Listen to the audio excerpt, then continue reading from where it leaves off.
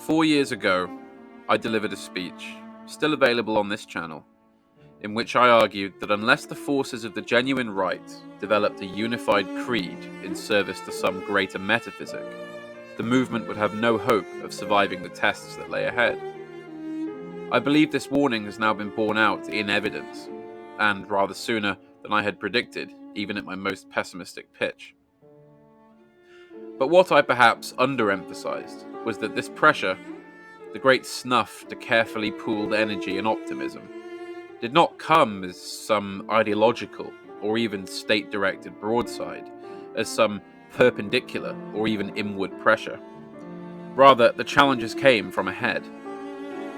What we lacked, more than anything else, was a sense of teleology, a developed end vision, a future. Of course, speeches and comments have always been frequently made to this effect, but superficially. The scale of the problems was never really addressed.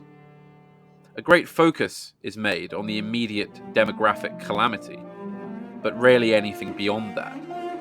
The problems of the managerial, technocratic modern state were digested, but there the path over the chasm seemed to end. The great intellectuals seemed to profit little in this regard, and so, largely leaderless, many good men from among us were drawn away to their own ill-conceived and idiosyncratic methods with which to deal with the flash flood that felt uncomfortably close to a type of nihilism. Worse, the contemporary world began to change in ways we had perhaps not expected, and much quicker, always willing to pay lip service to the right-wing hinterland in a very successful program to drain away the nucleus of its life force. But what have we to say beyond mild and tired excoriation? All feel the same cold wind. All attempted to the same mirages and phantasms of the desert in an attempt to feel something warm again. Some regress, some make their peace with the situation, but only a few stand on. Honorable perhaps, but nevertheless frozen.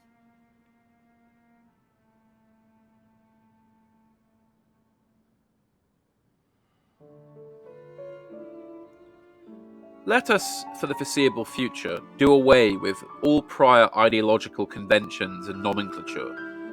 Let us see things not as we wish them to be, but as they actually are. In the grip of what Sir Geoffrey Hill called the anarchical plutocracy, borrowing a phrase there from William Blake, we must surrender to two rather difficult facts on either side. The first is that what we wish to see may never come in our lifetimes, and the second, that we must nevertheless be prepared to bring about our own desired future should the opportunity arise. This, bar none, is our prime spiritual and organizational task. We must take it as a mere infallibility, like the rising of the sun, that what we seek might as well be a month away as it might be 5 centuries.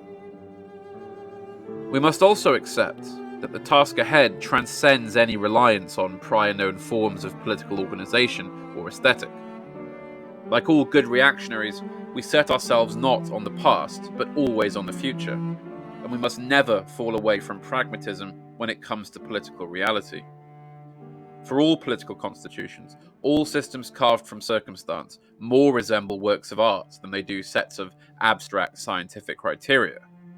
The sculpture is made not just by the skill of the artist, but the clay he has on hand when he begins his work.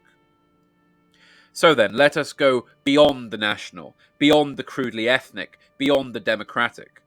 Let us say farewell to all dead forms of hierarchy and structure, even those which appear, in the moment, to warrant saving from the void. All that has been will come again, and all that will come again has already been. Though it might seem unlikely, the most expedient alliance, in the short term at least, is with what is modern.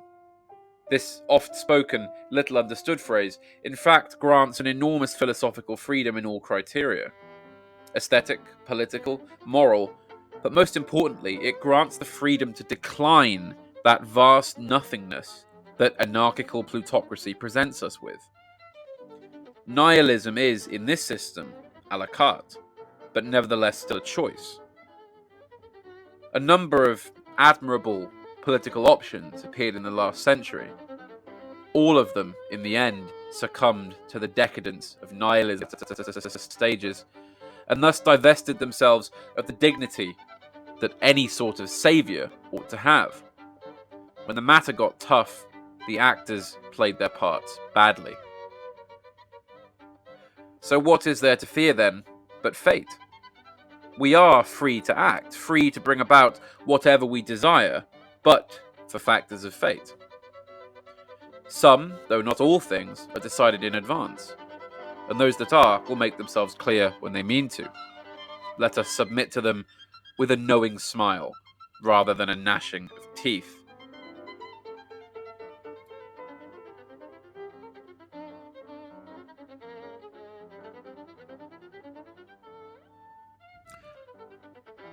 The most painful phenomenon one notes among the denizens of what now passes for right-wing thought is that of the scientistic thinker, or those who live life through a veil of statistics as opposed to any authentic experience of reality.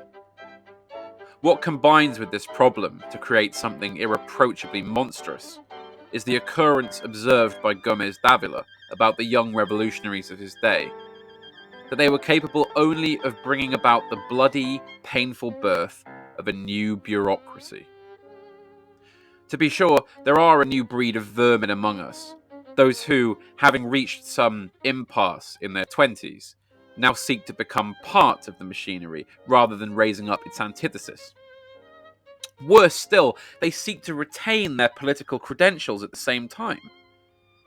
To those who seek to merely fix or present regime while gaining great career and financial rewards from it, I have only a paraphrase of that famous, oft misattributed line by Hans Jost. They make me want to reach for my Luger.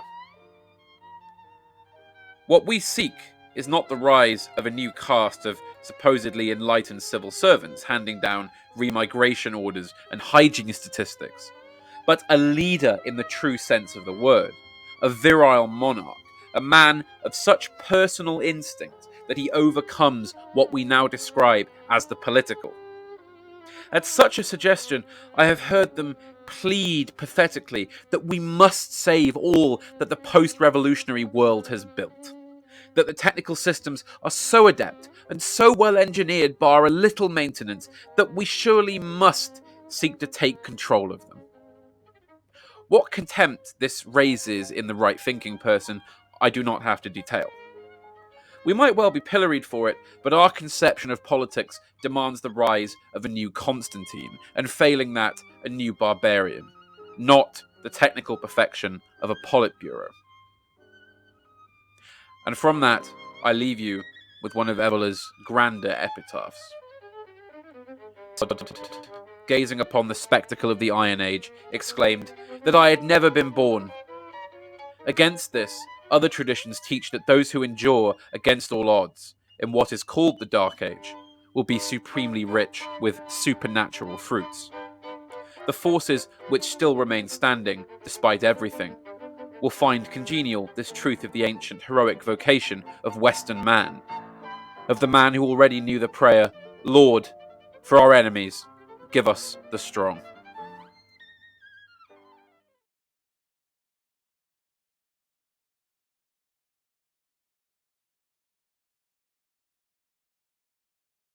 你在讲呀？